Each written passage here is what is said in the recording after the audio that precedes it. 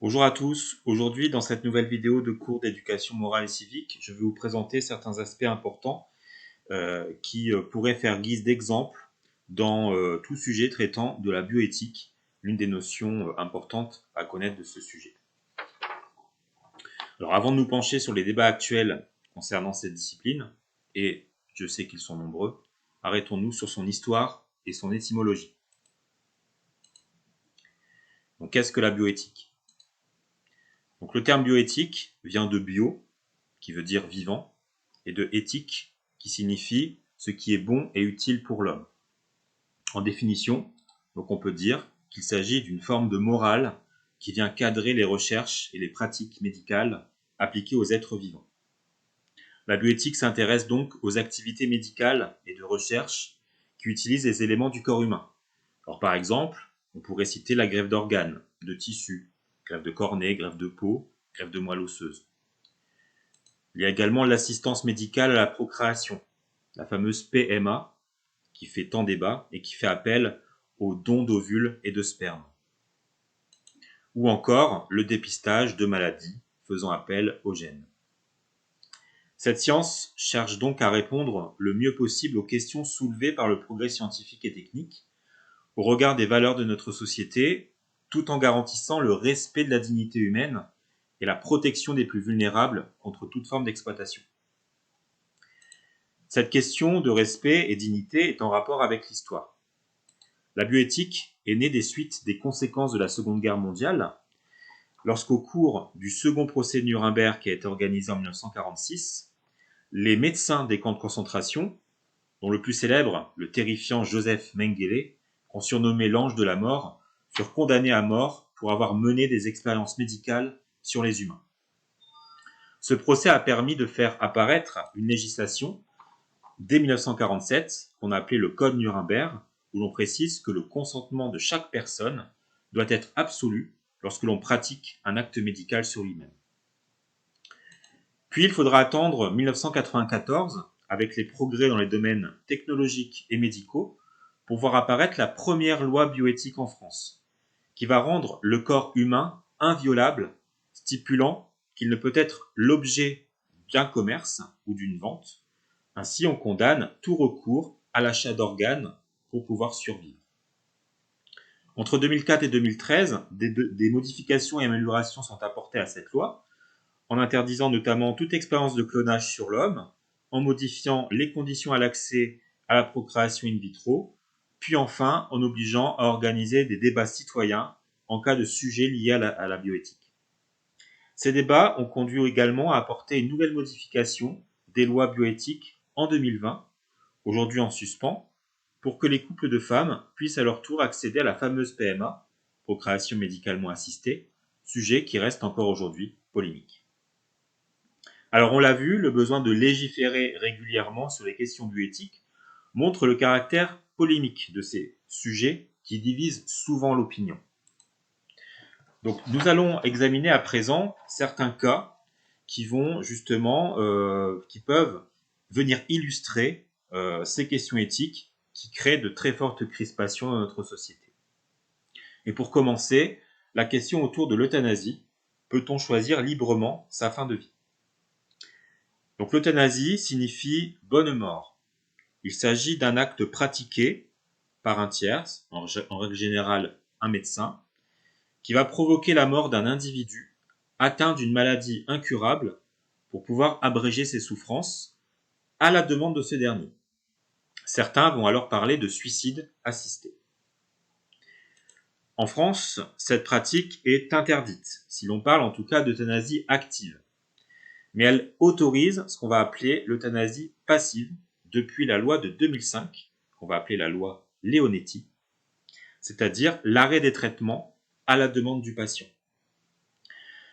On peut le constater également que dans certains pays d'Europe, l'euthanasie active est tolérée et légiférée. C'est le cas en Belgique, c'est le cas aux Pays-Bas, en Suède ou encore en Suisse. Certaines affaires médiatiques sont venues d'ailleurs remettre en cause cette question de l'euthanasie, venant à chaque fois ouvrir les débats sur la place publique. Ce fut notamment le cas de cette femme que vous voyez, Chantal Sébir, à la fin des années 2000, qui était atteinte d'une forme de tumeur rare devenue incurable et qui avait demandé à la justice et au président Nicolas Sarkozy le droit de mourir dans la dignité. Ou bien encore de Vincent Humbert, jeune homme devenu tétraplégique, aveugle et muet après un grave accident de la route. Ces affaires permettent de comprendre l'importance de mettre en place des soins palliatifs pour pouvoir atténuer la douleur physique et pour accompagner les patients et préserver leur qualité de vie. Ainsi, une nouvelle loi, votée en 2016, autorise l'administration, à la demande du patient et jusqu'au décès, d'une sédation profonde et continue. Alors l'euthanasie suscite des débats qui opposent plusieurs arguments. Si l'on devait débattre de ce sujet en classe, que pourrait-on apporter comme argument concret pour soutenir ou pour condamner l'euthanasie ? Donc pour soutenir l'euthanasie, on pourrait proposer 5 arguments, notamment le fait que l'euthanasie active vient encadrer la mort. Donc c'est-à-dire que le suicide devient légal, en quelque sorte. Autre argument de poids, c'est une liberté individuelle, puisque l'euthanasie active est toujours à la demande du patient. Il y a également de ce fait donc le respect de la volonté du malade. Enfin, on peut en venir également au fait que l'euthanasie, si elle est active, peut éviter un acharnement thérapeutique, parfois totalement inutile, et qui va durer des années, et qui est parfois source même de souffrance. Et enfin, bien évidemment, légiférer, légaliser l'euthanasie peut venir limiter les pratiques illégales qui se font malheureusement en France. Si on en vient maintenant aux arguments contre la légalisation de l'euthanasie, que pourrait-on proposer ? Dans un premier temps, on pourrait dire que les soins palliatifs, que j'ai évoqués tout à l'heure, sont suffisants, puisqu'ils permettent justement d'adoucir les souffrances et de faire en sorte que le patient s'éteigne progressivement sans souffrir. Il y a également l'idée qu'il y a un développement de la pression sociale. En effet, l'euthanasie est très souvent mal perçue dans la population. Quand on regarde un petit peu les statistiques, la population y est favorable à plus de 60%. C'est un indicateur quand même de poids. Par contre, les hommes politiques sont très très majoritairement contre. C'est également, cela remettra en cause finalement le serment d'Hippocrate. Le serment d'Hippocrate, pour ceux qui ne connaissent pas, c'est un serment que doit prêter chaque médecin quand il entre en activité, c'est-à-dire l'idée de protéger, de prendre soin de son patient et de tout faire pour qu'il vive dans des conditions décentes et qu'il ne souffre pas. L'image du médecin est donc modifiée, puisque le médecin, qui par définition est quelqu'un qui soigne et qui guérit, là devient quelqu'un qui donne la mort. Cela donc crée également une raison morale, une raison qui est religieuse et qui enfreint, on va dire, certains codes moraux.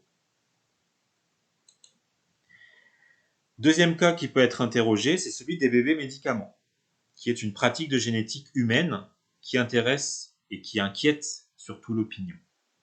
Alors cette pratique de bébé médicament vise en effet à faire naître un bébé dans le but d'utiliser ses gènes pour soigner un de ses frères ou sœurs aînés atteint d'une maladie rare grâce à un prélèvement de sang du cordon ombilical. Le bébé, le nouveau-né, devient finalement le sauveur génétique de son frère. Alors pourquoi cela pose problème ? Tout simplement parce que ça remet en cause l'existence humaine. Le bébé qui vient au monde n'est plus un être humain à part entière, ça devient finalement quelqu'un qui soigne un autre être humain. Donc il vient au monde dans le but de sauver quelqu'un. Donc éthiquement parlant, cela pose de gros problèmes. Vous voyez qu'il y a eu quelques naissances en France, la première ayant lieu en 2011.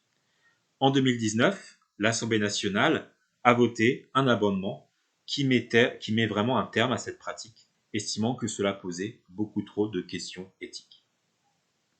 Alors, en conclusion, on peut donc dire que bien que certaines avancées biologiques, telles que la lutte contre le cancer ou la recherche contre la maladie d'Alzheimer, sont unanimement saluées, d'autres pratiques inquiètent et nous interrogent sur les limites de la science et du progrès. C'est d'ailleurs pour ces raisons que l'État réglemente en la matière fréquemment, en s'appuyant sur l'avis éclairé d'un comité national d'éthique, qu'on appelle le CCN.